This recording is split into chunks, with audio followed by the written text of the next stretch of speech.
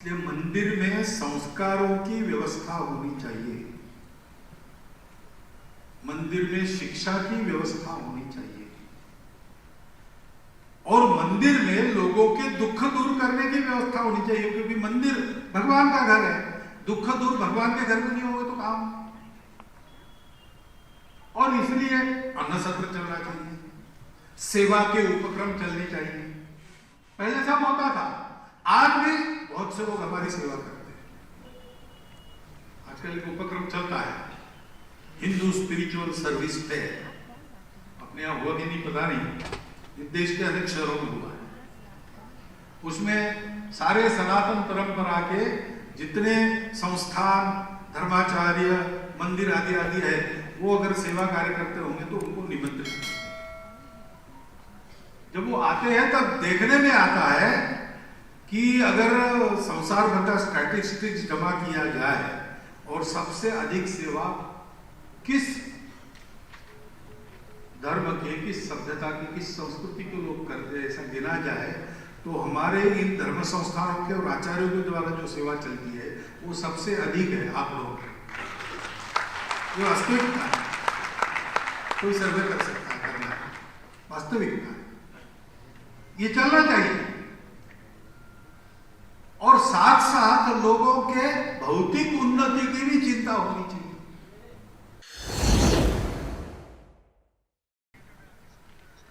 यह हमारे भारत देश की सनातन काल से चलती आई हुई समान मान्यता है। भारतीय पंथ संप्रदाय में ये मान्यता समान है, यहीं से सारे पंथ संप्रदाय शुरू होते हैं।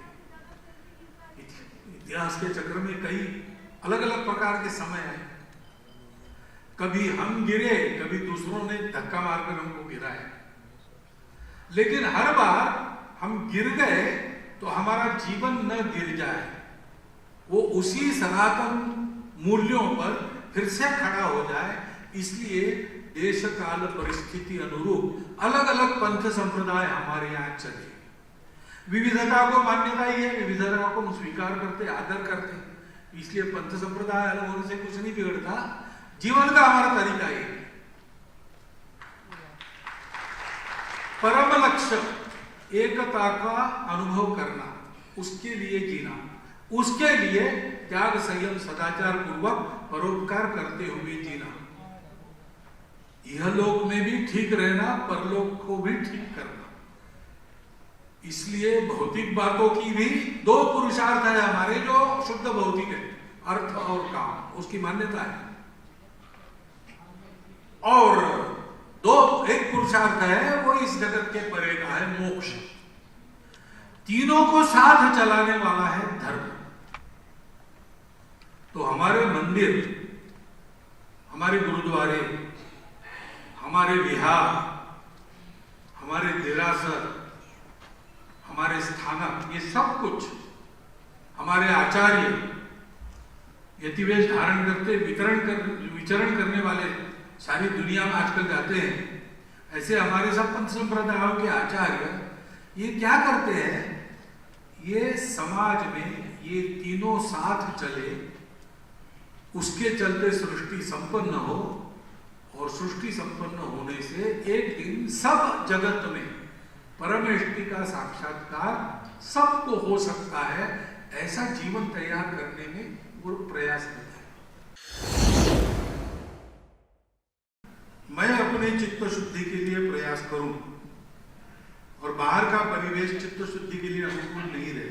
मैं बहुत शांति में साधना करना चाहता हूं, लेकिन बाहर सर्वत्र दंगे हो रहे, मारपीट हो रही, तो मैं शांति से कैसे बैठ सकता हूं? मुझे या तो वो स्थान छोड़ के और कहीं जाना होगा, या वहां शांति रहे इसका प्रयास करना पड़ेगा। और इसलिए अपनी मुक्ति, केवल मेरे अकेले की मुक्ति संभव नहीं, सबकी मुक्ति, यही मुक्त का ध्येय होता है।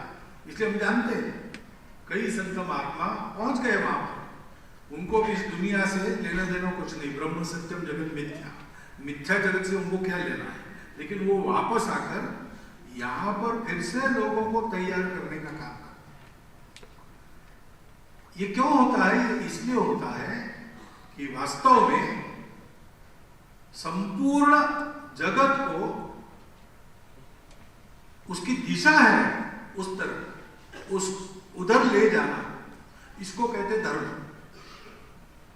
मोक्ष है उपासना, मंदिर, देवता पूजा आदि आदि निर्गुण निराकार से लेकर तो पीलोवा करने वाले कणाद जी के जड़ दर्शन तक, ये सर्वत्र सब मार्गों से सत्य को प्राप्त करना, एकता को प्राप्त करना, सबका आनंद अपना आनंद, अपना आनंद सबका आनंद, ऐसा जीना। लेकिन ऐसा जी सके इसलिए समाज को तैयार करना, साथ साथ लोगों के भौतिक उन्नति की भी चिंता होनी चाहिए, क्योंकि हमारे यहाँ हमारा समाज प्रकृति से और परंपरा से राजा पर निर्भर नहीं रहता है। राजा का काम होता है, राजा अपना काम करता है, राजा ने अपना काम ठीक करना चाहिए, इसको समाज को देखना पड़ता है। जैसे प्रजातंत्र की पद्धति है, प्रतिनिधि हमारे हम चुन के देते हैं, वो देश को चलाते हैं, हम उनको देकर सो नहीं जाते, हम देखते रहते वो क्या करते क्या नहीं करते, और जो अच्छा करते हैं उसका फल, और अगर कभी गड़बड़ करते तो उसका भी फल उनको चुनाव में मिलने लगा है आजकल भारत में। वो समाज है नियंता, इसलिए उस समाज को योग्य बनाए रखना, योग्य बनाने के लिए सक्षम बनाए रखना, वो दुर्बल न हो, उसमें अभाव न हो, उसमें उपेक्षा न हो, वो समाज एक रहे। दुर्भाग्य में से इसी रूढ़ी किया है जो हमको बांटती है। क्यों ये करना? ठीक है, हो गया, अब तो हम सबको जोड़ सकते हैं। राम तो घट में जड़ चेतन चराचर सृष्टि में भगवान ही है और कुछ नहीं है, ऐसी हमारी मान्यता है। आज देश विदेश की सनातन परंपरा के मंदिरों को यहां पर एकत्रित प्रतिनिधि स्वरूप में क्यों न हो, लेकिन 700 के ऊपर ऐसे धर्म स्थानों का एकत्रीकरण यहां देखकर मुझे बहुत आनंद हो रहा है, क्योंकि इसके आधार पर समाज को जोड़ने वाला, समाज को ऊपर उठाने वाला, समाज को बिखरने न देने वाला, और इसके संगठित समाज के द्वारा राष्ट्र को परम वैभव संपन्न बनाने वाला। और कौन सा राष्ट्र?